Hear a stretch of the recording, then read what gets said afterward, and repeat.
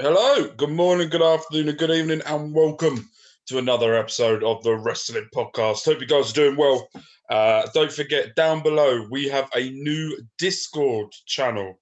On there, we will be talking all things Formula One, WWE, AEW, Impact Wrestling, Reading Football Club, any sport, rugby, football, anything that you guys enjoy. We also have a mental health section as well, where if you guys are struggling, and you've got no one to talk to, you can put it in there and someone will come along, give you advice, tell you what they could do. Or if you go, I'm struggling, can someone message me?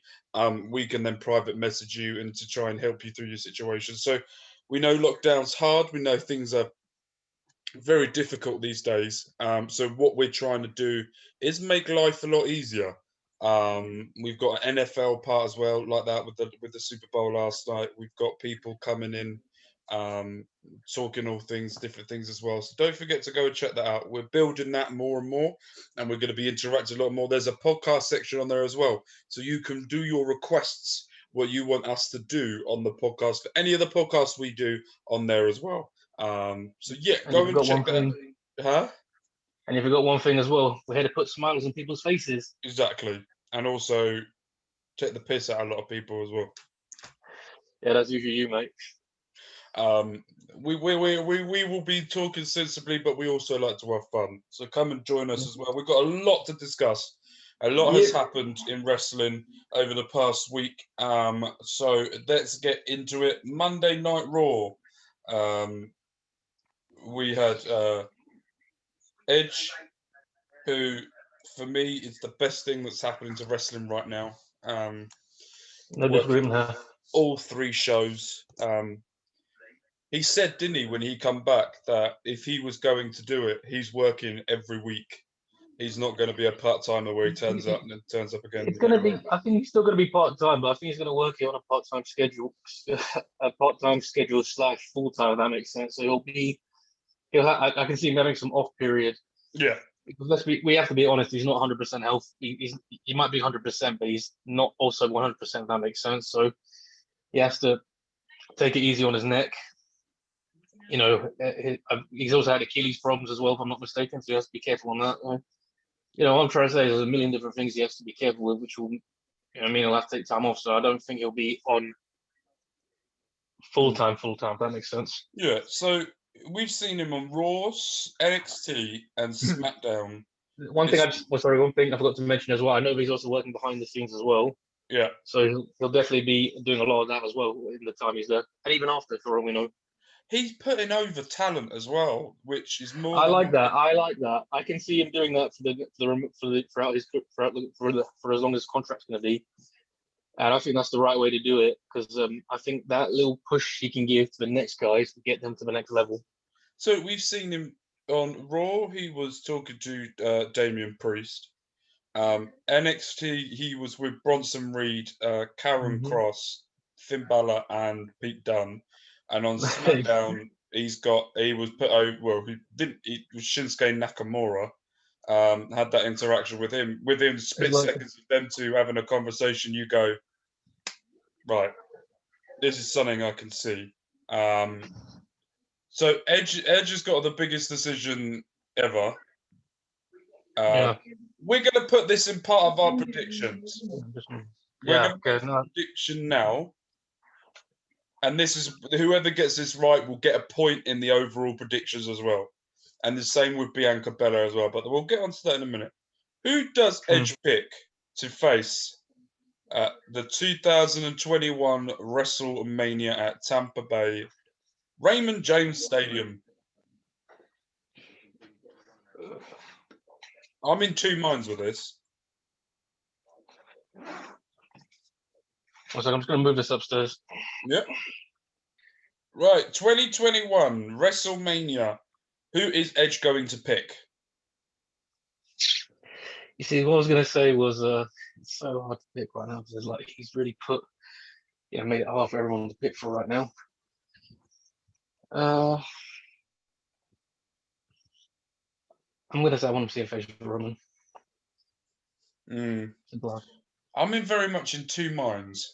I want it to be. very much between Roman Reigns or Finn Balor, because I would love to see him on NXT. I would love to see Edge on NXT with look at the possibility of matches. I think we've also Karen Cross, which is one of the matches I extremely want to see. You've got Pete Dunne, who I think could have an excellent match. Finn Balor, Adam Cole, the Undisputed Era. The amount of great matches Edge could have. And not only that, he could piggyback that brand as well to make it better than what it already is and build it up a lot more. I want him to go for the NXT, but I see him going for either the Raw or the SmackDown championship. And I think that poetic justice is for him to go after Roman Reigns and beat Roman Reigns. And then get rid of that Universal title and bring back the old World Heavyweight title, where you have two different titles instead of the one just changing a different color of the strap, which is so that's where I would like to see it go. I mean, to be honest, the problem I have with him going for the NXT title is that it takes away the concept of it, because the NXT title is supposed to be for the next guy. Yeah, the next guy is like the next big thing coming in. Edge isn't the next big guy coming in. He's a veteran, so it wouldn't make sense for him to win an NXT title or even go for one for that now. That's why I kind of don't really want to see him go for that. Yeah, but it also at the same time, just how good Edge is in the ring. It just goes to me and just says it's screaming for Edge to go on to NXT, and it make his life a lot easier as well, with Beth there as well, where they both can do things and don't have to be away from each other at the same time. They're both there, exactly. So everything points towards NXT. Everything points towards it being NXT that could help it grow. And for me, I think Triple H would love to have Edge in NXT. I know them two have a very good relationship, especially with Shawn Michaels as well. I mean, I've heard it's been on and off, but well, yeah, but they seem to be quite good recently, over the past few years. I've done one in the past, but I mean, it's just one of those things. But yeah, I mean, to answer your question, I would love to see him have a run on NXT for a bit. I also like to see AJ have a run on NXT for a bit. Also, it's also been talked as well. Get your opinion on this as well about Edge. It's also been talked about as well that Christian has signed a WWE contract with WWE, with WWE. Would you like to see Edge and Christian go for the tag titles again?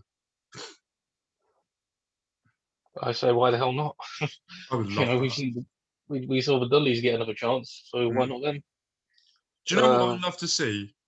Montez Ford, Street Profits versus the New Day versus Edge and Christian in a TLC WrestleMania throwback, like they would do, like what they did with the Hardys and with the Dudley Boys. But I think they could actually, it would be amazing, and with the Usos as well.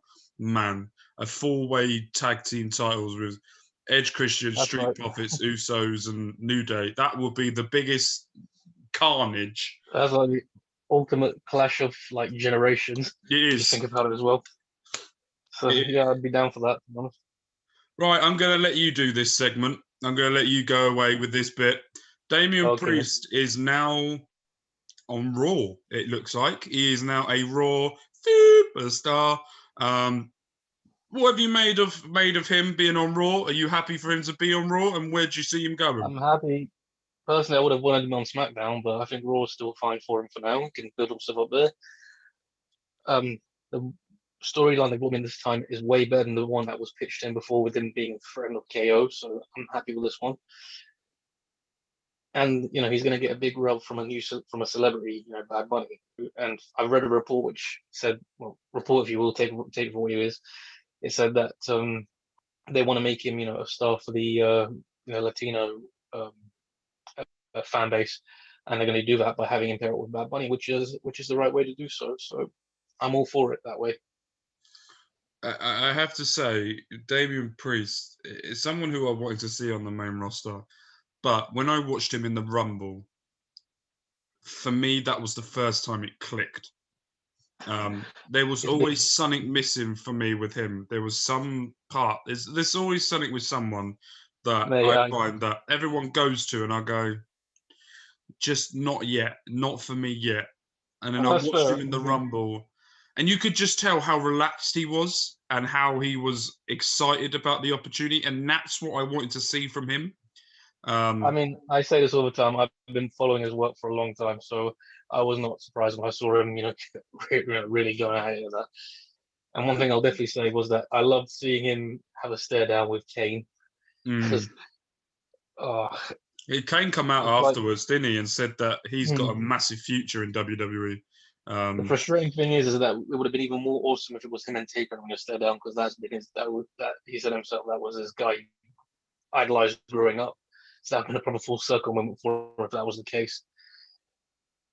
But Kane and let's talk about full circle. So we're not going to do the normal structure where we go through each show. We're just going to go through all of them and just discuss about it. Talking of full circle, Cesaro. He has gone from someone that everyone thought was underappreciated, didn't think he was getting the way. His contract was supposedly was meant to be up after WrestleMania. Sounds like what the reports are saying, that he has signed a new deal at being with WWE. Jesus Christ, it's snowing. At the same time, he is now. Daniel Bryan is putting him over in a big way. The respect that Cesaro is now gaining with Shinsuke, as well at the same time. Is this the Cesaro we were meant to have had about 4 years ago, but now they've realised how good he is and they're finally doing what they're meant to be doing? Well, I'm a fan, so I'm gonna be biased anyway. I'm just gonna say yes, that is the one we wanted for a long time, and I'm hoping this is the beginning of them doing something with him and getting him to that level he should have been from 2015 at least, because that was when he won the Andre the Giant Memorial Battle Royal, so that should have really been his moment. That's when I think you're right there. I think that was when they should have pushed him. Then you could see how over he was with the crowd. Paul Heyman said in an interview that the problem with the Cesaro situation was that he wasn't there for him to get Cesaro to the next level. His job was just there to remind people that broke the streak at the time. Cesaro was just the guy who just had to be at the end of the basically got the short end of the stick, and hope was just they get a little bit of a rub. Even I never really, I'm saying it didn't really help for him. That's what the problem was. No, and I agree with you on that. But I think he would have been a great Paul Heyman guy, 100%, if they'd gone that route with him. Could he go in the bloodline with Roman Reigns? But then you got to wait because Jimmy's not back yet, or Joey. Then he's not back yet, and then you've got a 20-man. Doesn't necessarily have to be. I don't think you necessarily have to have everyone in the bloodline to be a. I mean, I don't think they even have to call it the bloodline if they're going to open up for guys like Cesaro and guys like Apollo Crews. They could call it the Empire, for lack of a better choice of name, the Empire or something. Not a bad idea. I wouldn't be against it. I'm interested to see how they go with this, with the Cesaro, because you got Big E, who massive momentum at the moment, doing really well. Apollo Crews looks like a different wrestler than what he did before. He looks good. He looks very, very good now. I remember 4 years ago when he made his main roster debut, I was like, this is not going to work out. He has been called up way too early for him. Yeah, he was definitely called up way. I like Apollo Crews. Yeah. But he had a long time. They should have called up. The guy they should have called up should have been Balor at that time, because he was, pretty much at the end of his, run on NXT. That's what they should have done. But it is what it is. And then you got, I think, Sami Zayn doing the best work he's done in a very long time. I think he's. I like how triggered, the fans get when they think he's not doing it. Yeah, it's so entertaining. Sorry? He is so entertaining. It's unreal. No, I find it so funny. People get so triggered that they think he's actually being underutilized when he's just playing into it as a character. Yeah. You know.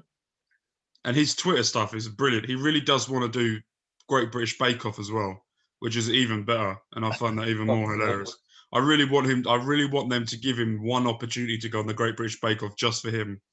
And if they don't let him through, and if he doesn't get through, gets the haluva kick, Paul, whatever his name is, Hollywood, whatever his name is. I don't watch that crap. I want to know. Partner watches it. She loves it.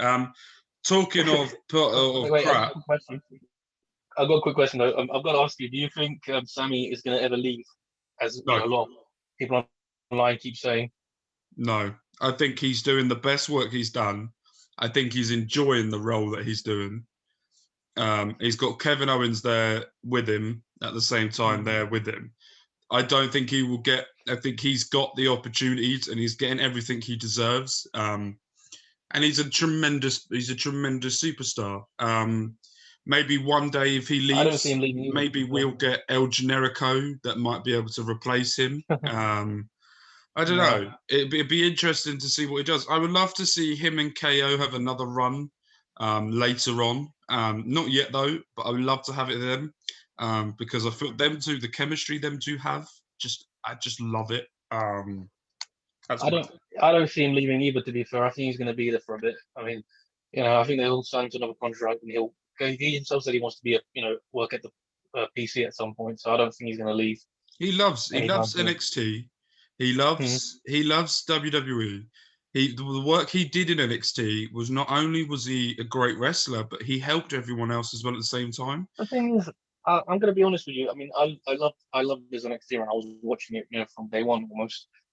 And I'm going to be honest with you. The problem which I always did have with him was I always thought he was a little too happy-go-lucky as well sometimes, and even I thought that might be his drawback. I mean, he got his attitude out whenever he was wrestling the likes of Adrian Neville, KO, etc. But the thing is that he was too easy to like, so I don't think that's necessarily always a good thing, if that makes sense.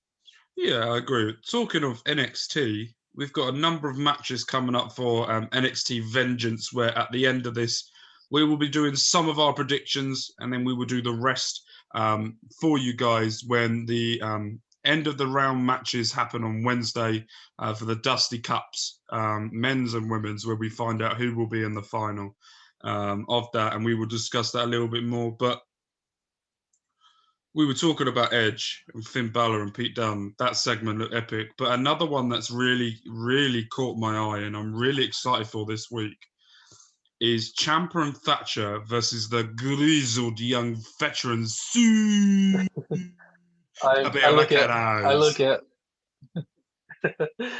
Zach Gibson. I think he actually looks like Ciampa's long bastard son, if you will. But you think this is going to be a very hard-hitting, very much a very well done, a tag team epic match, I feel like. And it's the same with what's the Santos Escobar's group called? Legado del Fantasma versus MSK. That's going to be a different type of match. You've got the hard-hitting tag team specialists in Ciampa, Thatcher, Gibson, and Drake, and then you've got the high-flying, over-the-top spot fests that you're going to have in Phantasma versus MSK. I hate when NXT does this. I hate when they do is they make it so hard for you to pick. I can't pick this. I'm only going to pick the final. I'm not picking who's going to win because I want MSK to win because they're so good. I don't think they're that good yet. I mean, they've impressed me, but they've still got a lot more to do till I can say I'm a big fan of them. I'm enjoying it. But they've won me over with that backflip push. I like it. That won me over. As soon as I saw it, I went, "Yeah, you're my favorite tag team now. You're my favorite. I don't care now." I wouldn't call my favorite tag team. Yeah, I think they will be at some point. But I like what they're doing. But I feel, I don't know. Is it really a good idea to push them before they've really started? Because I'm just trying to think. I think they'll go to the final, and I think it will be between Gibson and Drake. I think you've got the two great counterbalances here, where you've got high-flying, baby faces versus the tag team specialists. It's a bit like having DIY. DIY are the type of Gibson and Drake type of tag team, hard fighting tag team specialists. Because I wanted to see the guys are Phantasma guys, getting tag team titles now, because I feel like that would be the best way to complete them. And I wanted to see them feuding with UE, but that's happening anytime soon either. No, and it seems to be interesting with them because Santo Escobar is going in a very weird feud with Karen Cross. Maybe Cross has dropped like 50 pounds. Who knows? It's one of those situations where I am interested to see how this goes. But I think it's a good idea because I feel like it shows that he can work with bigger guys. So are they doing this to see if Escobar can hang with any type of wrestler instead of the 205 wrestlers? Are they trying to work out whether he's not going to win? Let's be honest. He's going to get annihilated most probably by Cross. But are they doing this to a point where they can go, okay, if he does go lose the cruiserweight and goes to the North American or the NXT title, if he's able to do that with the moves or with the type of work he can do? I'm going to say yes. Yeah, I thought that. I was thinking that. Because if you look the way how they used him, the way they brought him in, they brought him in the tournament as just a luchador, a generic one, if you will. I mean, he was using his own name. But then, straight after that, they made the transformation and, when he won the title. So I don't see him, not...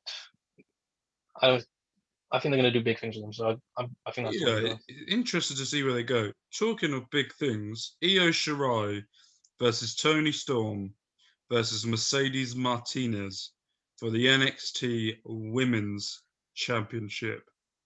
My God, this is going to be a good match. I'm going to say Toni Storm. See, I'm in two minds with this. I think Io's going to lose. I think this is where she's going to drop the title. But I wouldn't mind seeing Mercedes Martinez win it. I would love Toni Storm to see it because I've seen her live and she's epic, and I absolutely love Toni Storm, and I feel like she is the future. Her and Kaylee Ray are the faces of the future of the women's division in WWE going forward. But Mercedes Martinez has that extra edge for me. Has that extra thing that I go, yes. I mean, I can see it happening. Because Triple H loves Mercedes Martinez. We all know that. And we all know that he loves Toni Storm as well, because he wouldn't have brought her into the two Mae Young Classics. I think the scenario could be she wins it and she holds it for a bit, and then just give her a bit of a rub before they make any further plans with her. So yeah, I can see it happening just as much. And then going into another, I'm really excited for that match. That's one of my top matches I'm very excited for at the NXT Vengeance. Another match happening on that is Johnny Gargano versus Kushida for the NXT North American Championship.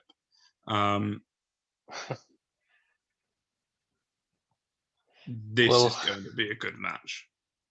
It'll be a great match. I just want to see Gargano lose the title, so I'm rooting for Kushida on this one. See, I'm up for Kushida winning this, but at the same time, where does this Dexter Lumis, where does that leave him? He seems to be having a feud with them, but from the background. Doesn't necessarily have to be involved in it. He doesn't necessarily have to be involved in it. He can just be the guy who's there to even the score. Yeah, no, that's a good point. It's a good point. So we will make all of our predictions this Saturday, the day before NXT Vengeance. I will talk to Gulam and we will go through the matches that have been set and then we will release what we think will happen for Sunday for NXT Vengeance. I'm very, very excited for this. Bianca Belair going from NXT, another NXT person that's come through is now going to be main eventing WrestleMania. Is now apparently going in a feud with Carmella. I think it's just keep her busy before Mania season. So before Mania. So I think that's just them just putting not like a block, but I'm trying to say. Do you think she's going after Sasha Banks?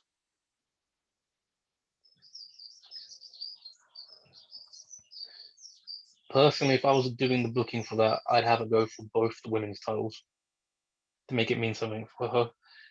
That's what I'd do. We'll get her to travel on Raw and SmackDown. Triple threat. That's what I'd do. Well, Asuka versus Sasha versus Bianca. Winner takes all. Yeah, but they did that a couple of years ago with Becky Lynch. Yes, but there's no reason why I can't do it again. If they want to make it, she had the longest, Royal Rumble, win. And I think it's the best way to really build her up. Really make her EST thing mean something. So I do that.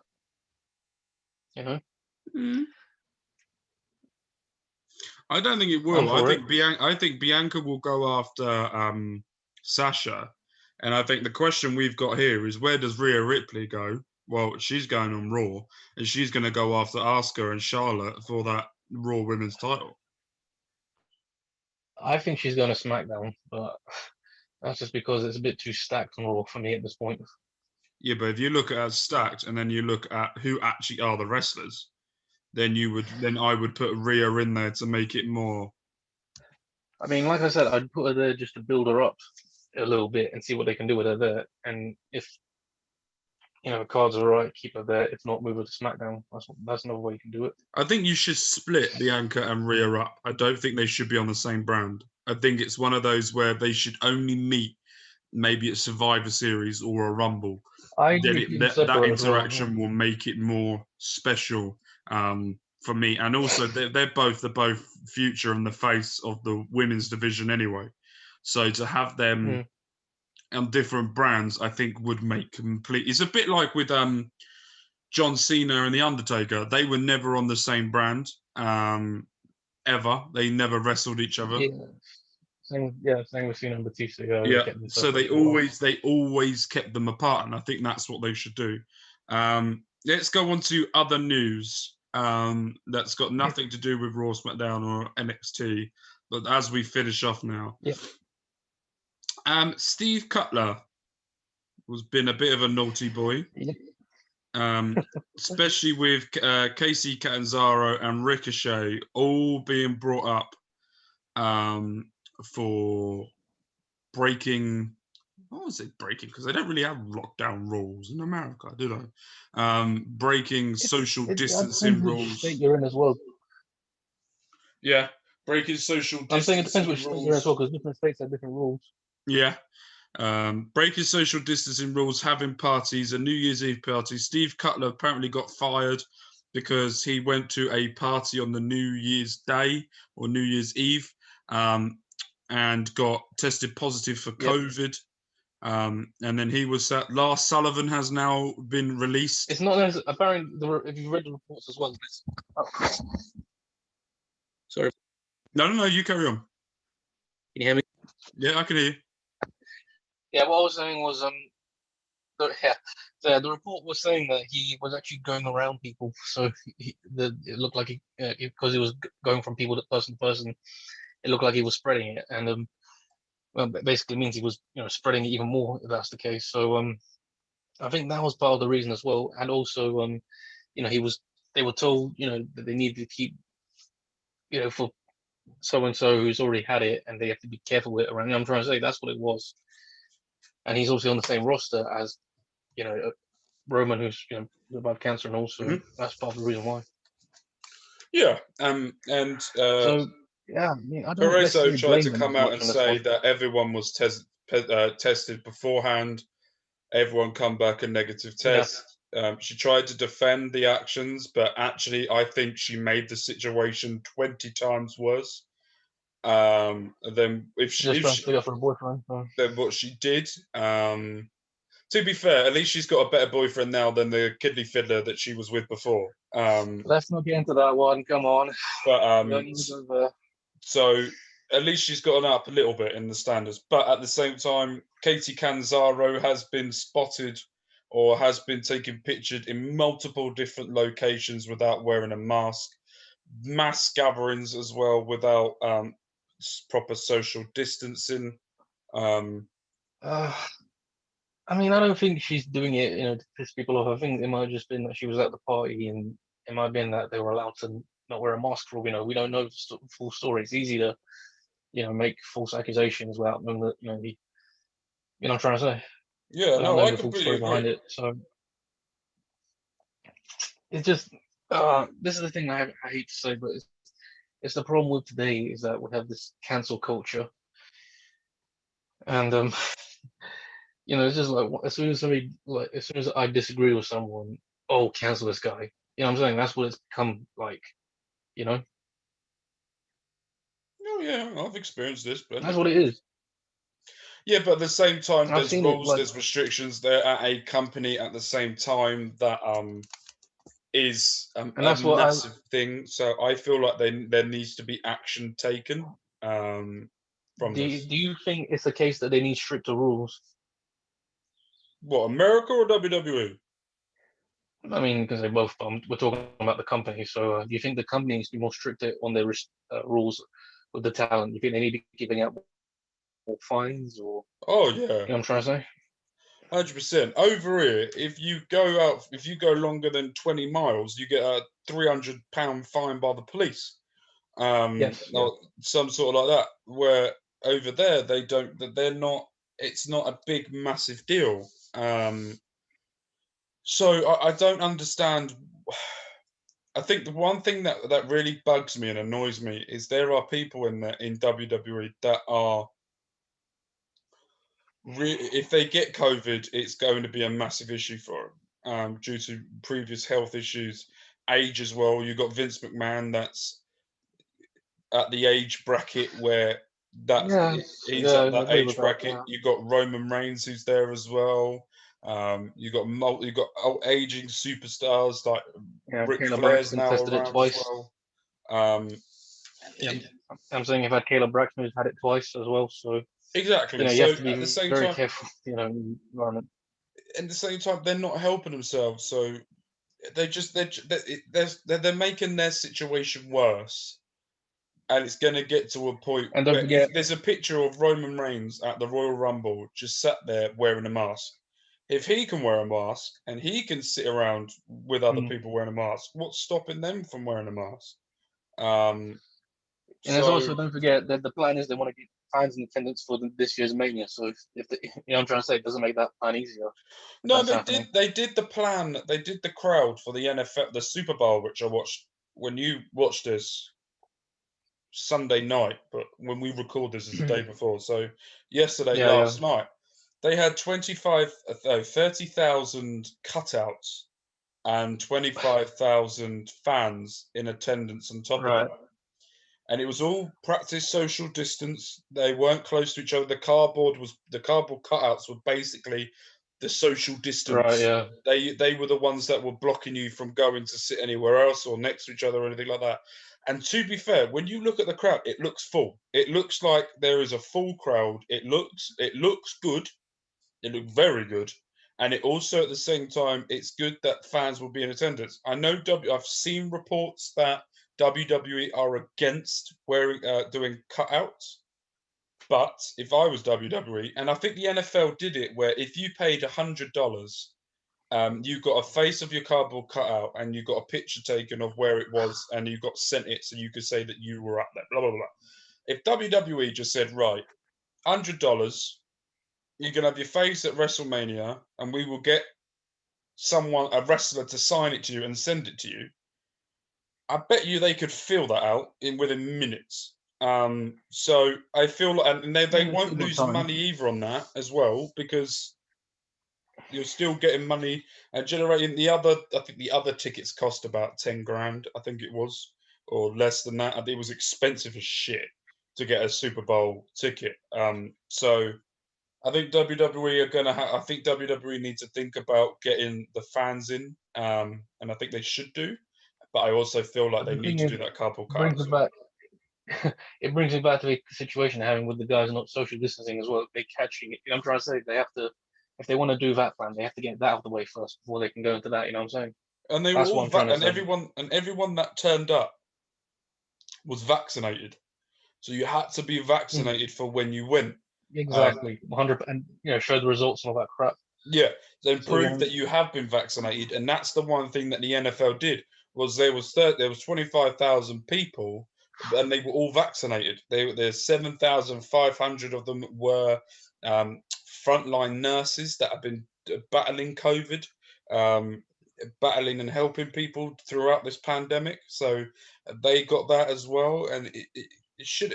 That's what I feel like WWE need to do is offer it to nurses that people that have been battling the front line.